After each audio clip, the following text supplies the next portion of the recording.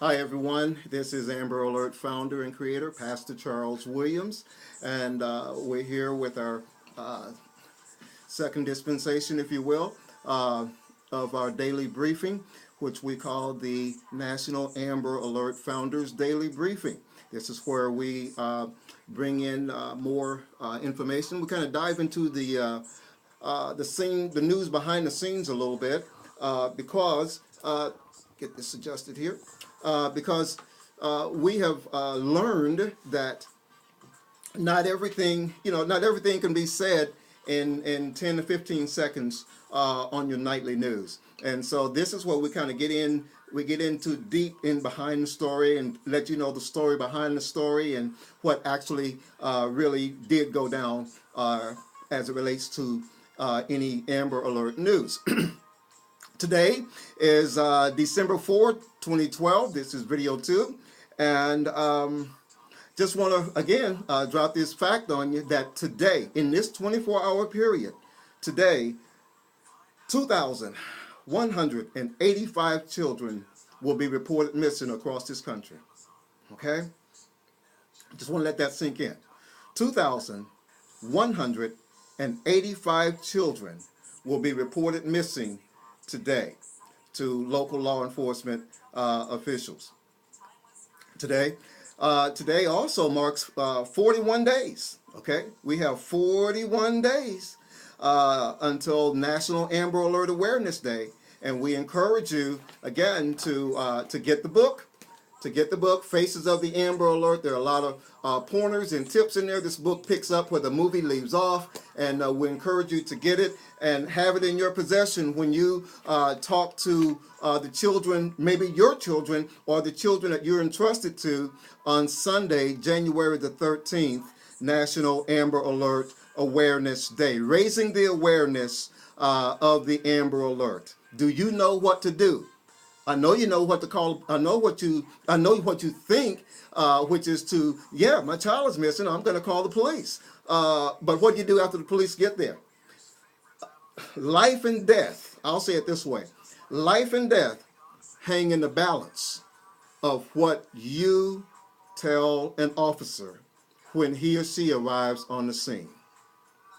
Life and death is decided right there when the officer arrives on the scene, and if you leave out any information that he or she could have used in determining whether or not to issue an Amber Alert. Now, it's important to note that it's not the officer's call to issue the Amber Alert. He or she has to enter it into a national database, and based on what is kicked back from that national database is what makes the determination as to whether or not an Amber Alert is actually issued. So this is why it's important that we help to educate the parents so that you will know. I know you're hysterical. I know you're upset. I know you're emotional during those times and everything.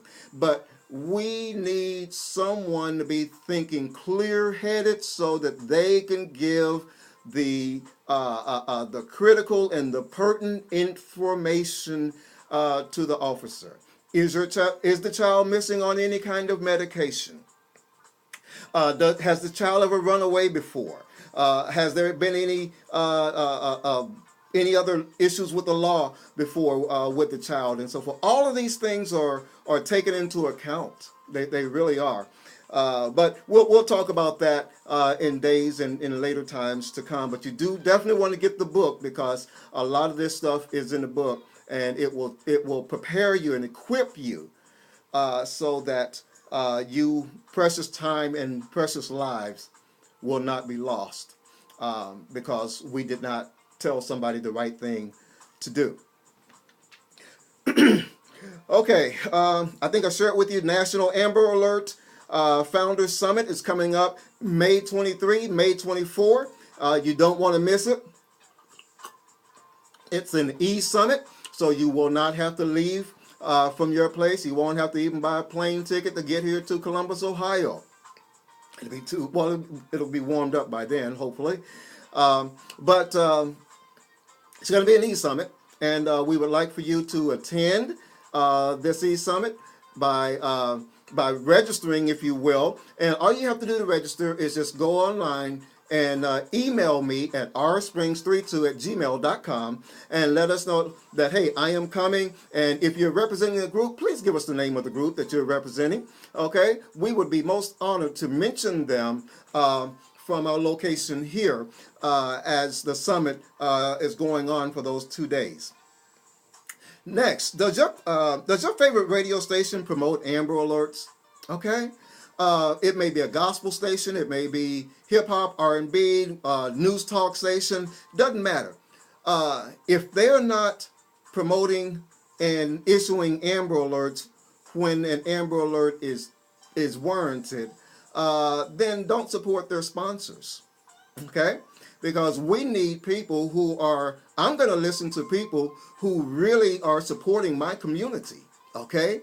And so if your favorite radio station is not supporting Amber Alerts by issuing Amber Alerts when they are warranted, do me a favor and send me the call letters of that station and where it's located. We'd love to get them on board with the Amber Alert Network. And so, but we can't get them on board if we don't know that they're not a part, that we don't know that they're out there. So I need you to monitor that for me, if you would. Also, we are making appeals to churches of all faiths, synagogues, Muslim, Christian. We need everyone. Why do I say that? Because our communities are made up of everyone. I cannot just say I need all Christian churches. I cannot say that. I need all churches, all religious organizations within the communities. I need them.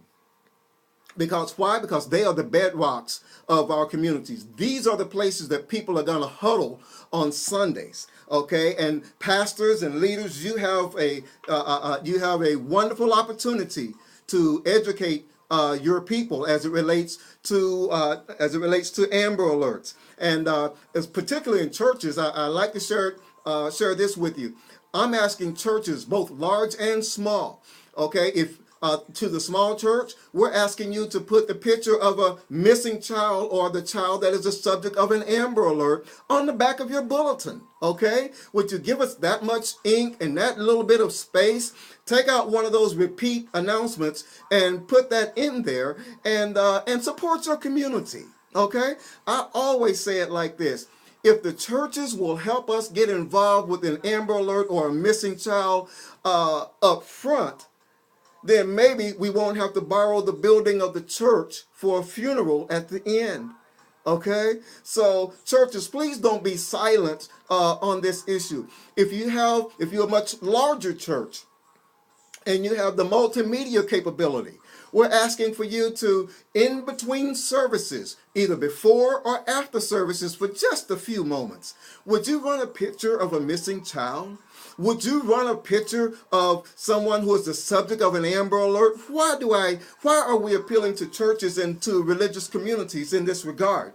We are doing this because we know that there are doctors and lawyers and teachers and people of great influence that are in our churches on Sundays that may see the picture, maybe a banker that sees the picture and they're coming, and the people are coming into the bank. The people are going to be coming into that particular bank on tomorrow. And he'll say, hey, I saw them. Wait a minute.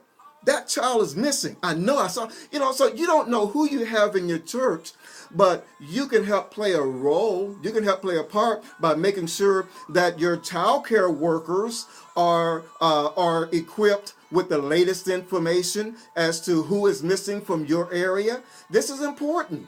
And so we're asking you to join in with us in this Amber Alert network, because really, in the words of Senator at that time, Senator Hillary Clinton, it really does take a village to raise a child, and the church is part of that village and that community.